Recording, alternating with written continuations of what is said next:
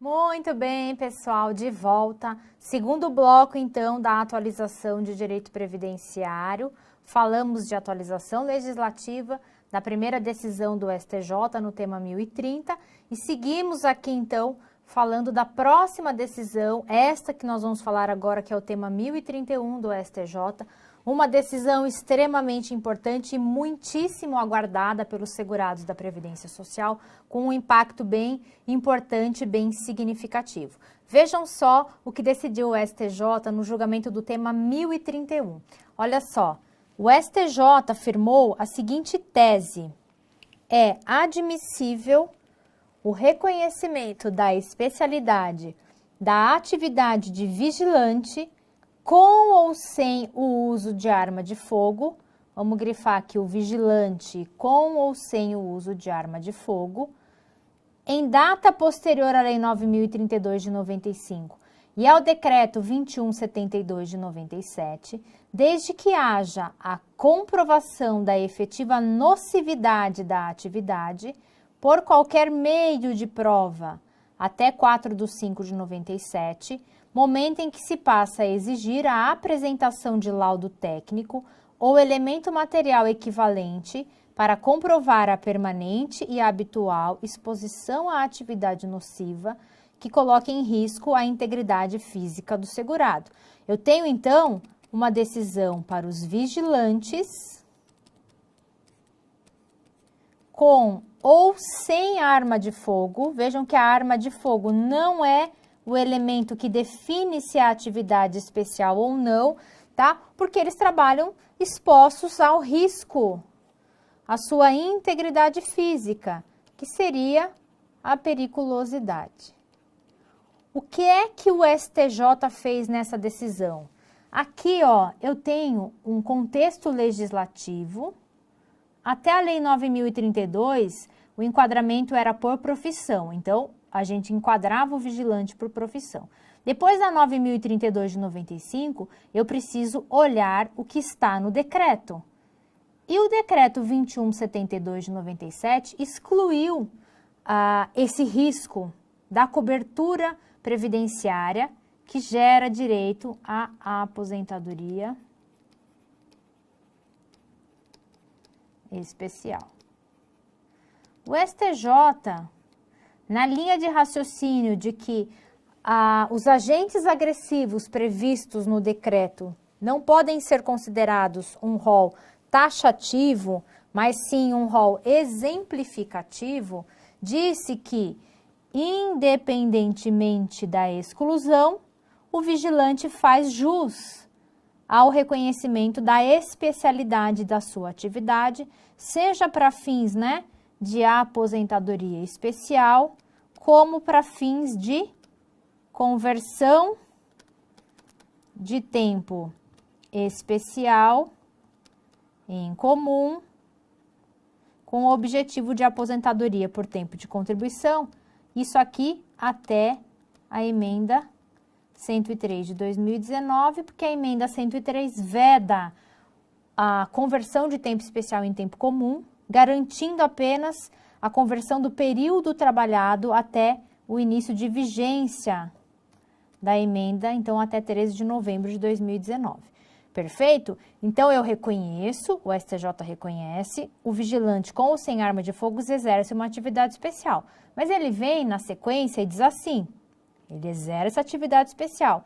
Você pode provar por qualquer meio que o ambiente era nocivo, se a atividade foi exercida até 4/5 de 97. Por que isso? Porque a partir daqui exige-se o documento hábil à comprovação da atividade especial, que é, via de regra, o PPP, Perfil Profissiográfico Previdenciário, admitindo aqui o STJ a apresentação de laudo técnico ou outro elemento material que comprove a exposição permanente e habitual. Legislação 8.213/57, que trata da aposentadoria especial, exige que a exposição seja permanente e habitual, não intermitente, dependendo do tipo de risco ao qual o segurado está submetido. A decisão é importantíssima para os segurados, porque vai preservar aí uma categoria que evidentemente exerce uma atividade perigosa e que não fazia jus, então, no entendimento legal, a computar esse tempo como um tempo especial, seja para fins de aposentar especialmente, seja para fins de converter esse tempo em comum e obter a aposentadoria por tempo de contribuição antecipada, tá? Então, lembrando e reforçando, a conversão só até 13 de novembro, para atividades exercidas até 13 de novembro, porque depois disso, a emenda 103 vedou conversão de tempo especial em tempo comum. E há aqui uma outra situação que é preciso referir. Na nova redação trazida pela emenda 103, quando ela trata da aposentadoria especial, fica demonstrada a impossibilidade, né, numa primeira leitura, de que não se reconheceria a periculosidade como um agente capaz de gerar direito à aposentadoria especial.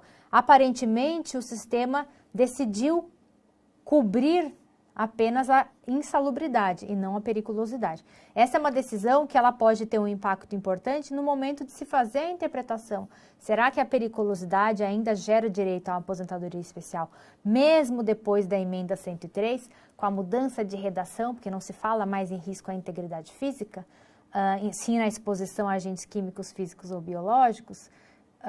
Então, pode ser uma decisão importante, inclusive para essa finalidade de definir como vai ser a aposentadoria especial pós-reforma. É bem importante isso, tá?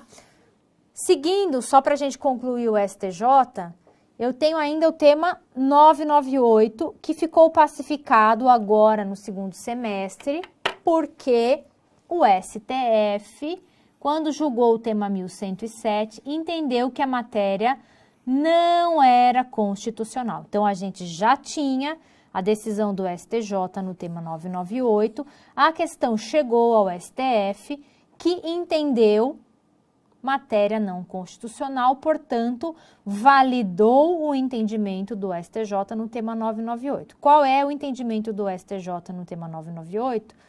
Segurado que exerce atividades em condições especiais, quando em gozo de auxílio-doença, seja acidentário ou previdenciário, faz jus ao cômputo deste mesmo período como tempo de serviço especial. Perfeito? O que a lei dizia? E por que que essa questão chegou no STJ? Porque a lei dizia que apenas o auxílio-doença acidentário, né? Na verdade, é o período em auxílio-doença pela lei acidentário deveria ser computado como especial. Então, se eu trabalho, por exemplo, submetido a ruído, eu tenho lá um contrato de 15 anos. Nesse período de 15 anos, trabalhando exposto a um risco ruído, eu, por 2 anos, por exemplo, né, exemplificando aqui, fiquei em auxílio-doença.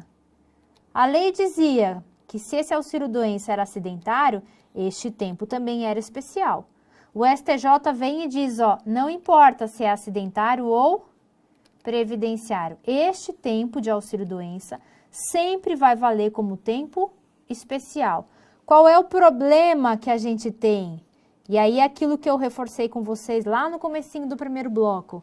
O problema que a gente tem é que a lei, a decisão, ela é proferida num outro contexto normativo. Olha só, o artigo 65, parágrafo único do decreto 3.048, alterou a redação. Teve a redação alterada pelo 10.410 e retirou, né, a expressão que dizia que o período em gozo de auxílio-doença acidentário deveria ser reconhecido como especial. Então, ele retira a expressão tempo em gozo de auxílio doença acidentário é especial. Vejam que é uma alteração na legislação que serviu de base para esta interpretação do STJ. Portanto, eu tenho um entendimento pacificado, porém firmado com base num contexto legislativo diferente do contexto legislativo que a gente tem hoje. Então, questões de direito intertemporal, do tempo regio-ato, de qual é a legislação que a gente vai aplicar em cada caso concreto que vai ser analisado, são temas que vão ganhar uma relevância muito maior pós-reforma, diante de tantas alterações que se fizeram. Aqui, por exemplo, com relação ao período de auxílio-doença, para fins de ser computado como especial, será que vale ainda a decisão do STJ? Será que essa decisão vai valer para afastamentos anteriores à modificação trazida pelo 10.410 para o 3.048? Como é que será que vai se comportar a jurisprudência quando chegar a ela para decidir questões já, ou fatos ocorridos na vigência da nova legislação pós-reforma? Então vamos ficar atentos, vamos acompanhar a evolução dessa jurisprudência. O fato é que o tema está pacificado depois que o STF considerou que a matéria não era constitucional. Perfeito? Tranquilos até aqui? Vamos para a TNU, que trouxe muitas novidades. A gente tem o STF e o STJ nos recursos repetitivos, trazendo decisões que têm um impacto muito significativo nas instâncias inferiores, mas a TNU, no âmbito do Juizado Especial Federal, também tem alto impacto, porque uma boa parte das ações previdenciárias tramita nos juizados em razão da competência absoluta, em razão do valor da causa. Então, nós vamos tratar aqui de alguns dos temas, não todos, porque foram muitas decisões da TNU no segundo semestre envolvendo o direito previdenciário. Destaquei algumas aqui relacionadas ao regime geral de previdência social. Vamos a elas, então. Primeira decisão que a gente trata é tema 265 da TNU, que inclusive gerou a alteração na redação da súmula 81 também da TNU, tá? O que julgou a TNU no tema 265? A impugnação de ato de indeferimento, cessação ou cancelamento de benefício previdenciário não se submete a qualquer prazo extintivo, seja em relação à revisão desses atos, seja em relação ao fundo de direito. O que é que eu tenho aqui que precisa ser pontuado? O artigo 103 da Lei 8.213 de 91, que foi alterado pela Lei 13.846 de 2019, né? Que é a lei de conversão da MP 871 de 2019. Muito bem, o que é que a legislação nova trouxe para o artigo 103? Até a Lei 13.846, o artigo 103, que trata da decadência, o artigo 103, que trata da decadência, dizia que havia o prazo de 10 anos decadencial para revisar o ato de concessão do benefício. Quando ele falava do ato de concessão de benefício, ele se referia a um prazo decadencial que ia ser aplicado apenas nas hipóteses em que, na concessão de determinado benefício previdenciário, o INSS tivesse se equivocado de alguma maneira, seja no cálculo, no tempo de contribuição, no benefício que era mais adequado, enfim. Revisão do ato de concessão. Não havia prescrição de fundo de direito. Não havia prazo extintivo que atingisse o próprio direito do segurado de reclamar aquela prestação. E isso, por exemplo, num indeferimento. Eu fui no INSS, pedi uma aposentadoria, ele indeferiu. Eu não tinha que ter o meu prazo para revisão do ato, porque não era um ato de concessão. Veio o 103 e mudou a redação, a 13.846 mudou a redação do 103 e incluiu indeferimento, cessação, cancelamento, aumentou as hipóteses de incidência do prazo do artigo 103. Só que o STF julgou inconstitucional o artigo 103, quando trata da decadência, mantendo então a ausência de prescrição de fundo de direito, a impossibilidade de se atingir o próprio direito do segurado, valendo a prescrição de parcelas, como já é matéria sumulada, súmula 85 do STJ. Com essa decisão do STF, a TNU, ao julgar o tema 265 e promover a adequação da súmula 81, ela, na verdade, está adequando o seu entendimento ao entendimento do Supremo Tribunal Federal. Eu deixei aqui o número da ação direta de inconstitucionalidade para vocês consultarem, se for o caso, tá? Se alguém tiver interesse, é um tema bem impactante também. Depois, tema 225. É possível a concessão de pensão por morte quando o instituidor, apesar de titular de benefício assistencial, tinha direito adquirido a benefício previdenciário não concedido pela administração.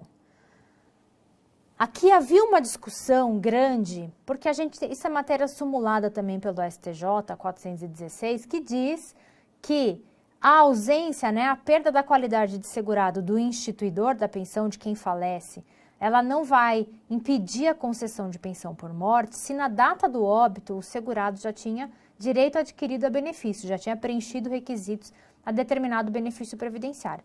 A dúvida que pairava no juizado especial era relacionada a situações em que o instituidor, o falecido, recebia benefício assistencial. Por exemplo, recebia um benefício de prestação continuada da Lei Orgânica da Assistência Social, que comumente, né, as pessoas chamam de LOAS. Eu recebia LOAS. LOAS gera pensão por morte? Não, porque não é benefício previdenciário, é benefício assistencial. Mas se esse cara que faleceu recebendo LOAS tinha direito adquirido a benefício previdenciário, que não foi concedido, até inclusive na data de concessão do benefício assistencial, por não adequação do sistema ao melhor benefício, ele vai gerar direito à pensão por morte. Perfeito? Então, se eu tenho direito adquirido a benefício e faleço, mesmo que eu recebesse benefício assistencial que não gera pensão por morte, o fato de ter o direito adquirido ao benefício me coloca na condição de qualidade de segurado, que é o requisito indispensável para que a gente tenha a consequente pensão por morte concedida. Beleza? Próximo, tema 255 da TNU.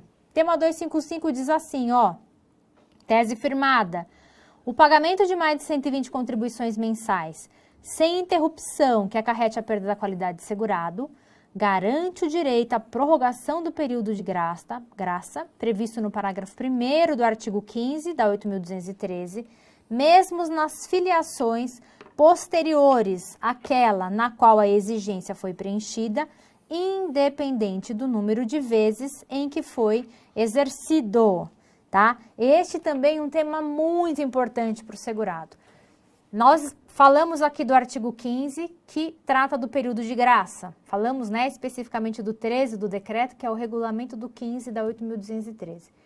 Este artigo 15 diz lá que o segurado vai manter a sua vinculação com o sistema, independentemente de prazo, né, sem limite de prazo quando está em gozo de benefício, exceto auxílio acidente, 12 meses quando cessa as contribuições ou o benefício por incapacidade. Eu tenho 12 meses na segregação compulsória, 12 meses após o livramento em caso de prisão, 6 meses para o segurado, 3 meses nas Forças Armadas e 6 meses o segurado facultativo.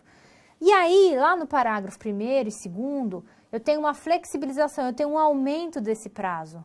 Mais 12 meses em caso de desemprego e mais 12 meses, né, eu prorrogo para 24, naquelas situações em que o segurado já pagou mais de 120 contribuições, sem intervalos que acarretem a perda da qualidade de segurado. Se eu já paguei mais de 10 anos de INSS, o meu 12 vira 24. Tranquilo? Qual era a discussão? Quantas vezes eu posso usar este prazo de mais de 120 contribuições? Será que só quando eu perder a qualidade de segurado, imediatamente posterior a completar esses 120 meses, ou eu posso usar a qualquer momento? E aí veio a TNU e disse, não, é a qualquer momento. Mesmo que você pagou 10 anos, perdeu a qualidade de segurado, ficou 5 anos sem pagar, perdeu. Voltou a recolher, ficou mais um ano recolhendo, parou de recolher, iniciou o seu período de graça, você tem lá atrás para recuperar aqueles 120 meses de contribuição sem perda da qualidade de segurado, que vão fazer os seus 12 virarem 24. Independentemente, então, de você estar reclamando da sua vinculação, quando perdeu a qualidade daqueles 10 anos, vinculado àquele período de recolhimento de 10 anos, e independentemente de você já ter usado isso num outro momento da sua história previdenciária. Posso usar várias vezes? Posso usar várias vezes. isso salva direitos, né, de segurados da Previdência Social que tem essa história inconstante dentro do sistema, né? Ora contribui, ora para de contribuir, em razão, obviamente, das dificuldades que enfrenta no mercado de trabalho, de dificuldade financeira. Então, uma decisão muito importante para os segurados. Vamos adiante. Tema 195. No cálculo das parcelas atrasadas do benefício concedido judicialmente, devem ser compensados todos os valores recebidos em período concomitante em razão de benefício inacumulável, sendo que a compensação deve se dar pelo total dos valores recebidos, não se podendo gerar saldo negativo para o INSS. Importante decisão, que vai atingir parcelas atrasadas de benefício concedido judicialmente. Existem situações, gente, e vamos imaginar, ó, que o segurado estava recebendo um auxílio doença, né? O auxílio por incapacidade, vamos colocar o nome certo, por incapacidade temporária. Ele parou de receber esse benefício, vamos chutar uma data aqui, em março de 2019. E aí ele ingressou judicialmente. Ele ingressou judicialmente aqui, só que vamos imaginar que em julho de 2019, o INSS concedeu, por exemplo, um outro auxílio-doença, um novo auxílio-doença, que não pode ser acumulado, certo? Vamos imaginar que chegou aqui no final do processo, o juiz concedeu. Deixa eu puxar uma data aqui mais para frente. 10 de 2020, ele concedeu a aposentadoria por incapacidade permanente, só que com data de início, com termo inicial, na data de início da incapacidade, que ele fixou no laudo judicial, que foi feito, né, que a perícia foi feita aqui no processo, em janeiro de 2020. Então, ele tem direito a uma aposentadoria por incapacidade no processo judicial, que vai ser calculada pós-reforma em 60% mais 2%. E que pode ficar menor do que o auxílio-doença. O que diz o tema 195? Você vai compensar. O que você recebeu do sistema que não é acumulável, esses benefícios são inacumuláveis, você vai compensar. Só que isso aqui é importante, isso não pode gerar saldo negativo para o segurado. O segurado não pode ficar devendo para o sistema. E não pode por quê, né, gente? Porque tudo que ele recebeu de boa fé. Porque foi um benefício concedido pelo INSS na via administrativa, depois da análise de cumprimento de todos os requisitos legais, tá? Então, não posso gerar saldo negativo para o segurado na forma do tema 195 da TNU. Vamos continuar aqui. Tema 246, que é um tema também relacionado ao auxílio-doença. Quando a decisão judicial adotar a estimativa de prazo de recuperação prevista na perícia, o termo inicial é a data da realização do exame, sem prejuízo no 479 do CPC, devendo ser garantido prazo mínimo de 30 dias desde a implantação para viabilizar o pedido administrativo de prorrogação. Vamos entender só essa primeira parte, ó. A lei diz lá que quando não se indica, né, tá no artigo 60, quando não se indica o tempo de recuperação, que é a data de cessação do benefício, ela fica estimada em 120 dias. Mas pode ser que o juiz, com base no que decidiu o perito, no que disse o perito, né, quando realizou a prova, ele ponha lá, por exemplo, a concessão de um auxílio-doença por um prazo de 60 dias. Então, eu concedo com alta programada de 60 dias. Só que, imagine o seguinte, você entrou com a ação em outubro de 2020. Deixa eu pôr uma data mais passada para dar certo. Você entrou com a ação, por exemplo, em março de 2020, que foi quando o INSS cessou administrativamente o seu auxílio-doença. em outubro de 2020, você fez a perícia. Em outubro de 2020, você fez a perícia que falou em 60 dias. Em dezembro de 2020, sai a decisão do INSS, do juiz, sai a sentença. O INSS só vai cumprir essa decisão, vai cair no recesso, né? Só vai cumprir essa decisão, vamos lá, em fevereiro de 2021. O que é que vai acontecer quando ele for implantar esse auxílio-doença?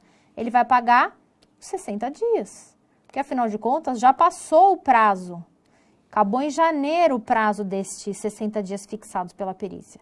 Então, aqui o que nós temos, uma determinação que é extremamente importante, que vai dizer o seguinte: se o juiz considerar o prazo de recuperação, ele tem que me dar pelo menos... Primeiro que eu tenho que colocar aqui na perícia, os 60 dias. Eu não posso pôr aqui, senão é letra morta, né, gente? Fica muito no passado. Depois, ó, eu tenho que dar um prazo mínimo de 30 dias. Daqui, quando ele conceder para frente, tem que ter 30 dias de duração, que é para permitir o pedido de prorrogação. Quando é que a gente pede a prorrogação? 15 dias antes de vencer o prazo do benefício, ok? E vai adiante, ó, quando o ato de concessão não indicar o tempo de recuperação da capacidade, o prazo de 120 dias, que é o previsto na lei, no 60, deve ser contado a partir da data da efetiva implantação ou restabelecimento do benefício no sistema de gestão de benefícios da autarquia. Também para possibilitar que o segurado possa futuramente pedir a prorrogação do seu benefício, senão ele fica extremamente prejudicado, ok? Vamos continuar aqui só para para a gente concluir os temas aqui da TNU.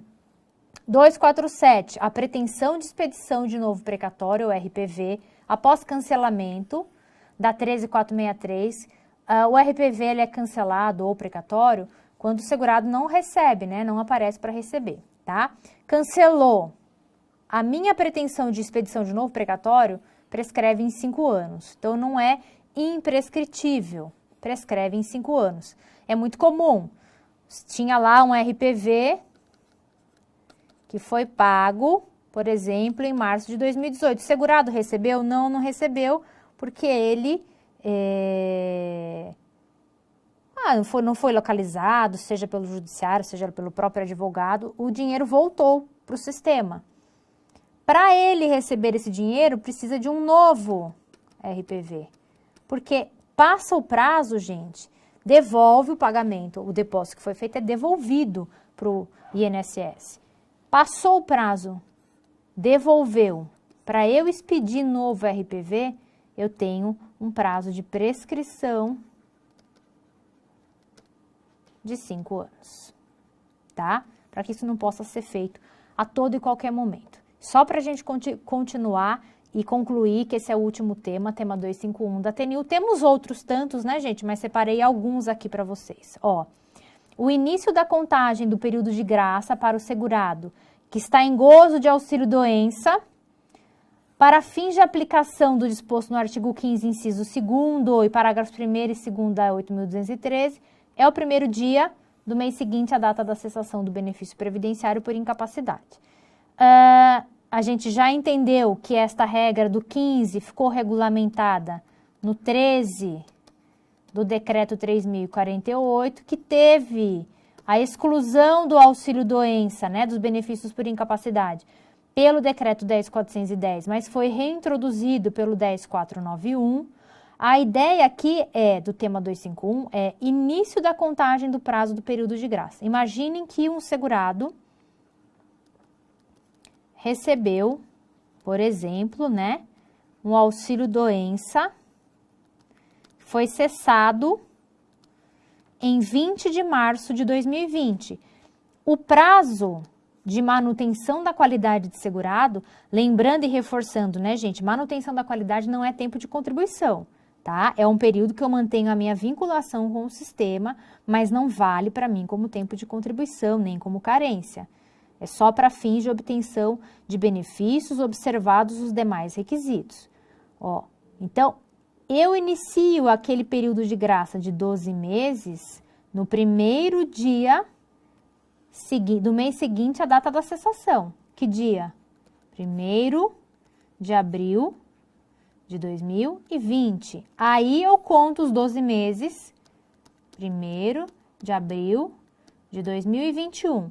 Independente dele ter direito de prorrogações, eu sei que a perda da qualidade de segurado se dá quando vence o prazo de pagamento do mês de referência posterior ao término dos prazos, que é 5 de 2021.